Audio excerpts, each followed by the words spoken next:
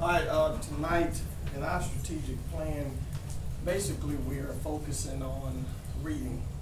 Reading is a very concern of ours, and right now what we're doing to try to make up the deficits that we have in reading is a few things. Number one, we're having our kids to participate in our after-school Save the Children, which every student will go through, start testing to find out what their reading levels are.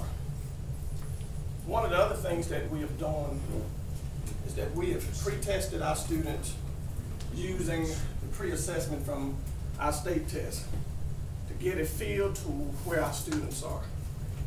Once we have gotten that, we have implemented a very strong reading program. Number one, what we found out in our testing that comprehension was a problem. Our students had a comprehension problem. So one of the things that we've done, we have put reading across the curriculum, which means we're teaching reading skills in science, social studies, even in math, because reading is a big part of all of that. Second thing that we do every morning we have started giving our students a very lengthy passage, because one of the things we found out was that our students would get tired when it came to reading on the MCT2. And if you're familiar with the reading passages on the MCT2, they are very long passages. One of the things that we found out through classroom observation, that our passages were short. And so students had a very good feel, or they had very good results on that because the passages were short.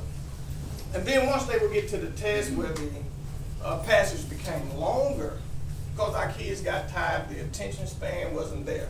So every morning, during our morning routine, in all of the reading classes, and especially language classes as well, we give them a long passage. Also, we give them poems, and they have to answer 4 questions. So we're hoping that is going to help out. The second thing that we've done through our superintendents nudging and urging us is also we've had the book of the month. And we welcome everybody that's in here to come and check out the book of the month. What happens here? Our students have to read the book of the month. The teachers will ask them questions. And watch this, we're doing it K all the way up to the 4th grade level. We do our bulletin boards, we ask our questions, and we all tie it back into our comprehension, because that is our problem. And the next thing that we're planning on doing is we're going to implement a book club at our school and a reading fair where we're going to invite our teachers out and our parents out to have a family reading night. I know some of our parents have been asking for this, and we're going to be relying on our parents to help us to do this as well. Another thing that we got to do, we've implemented Study Island at our school. This is the first time we've had Study Island at Brooks Elementary School.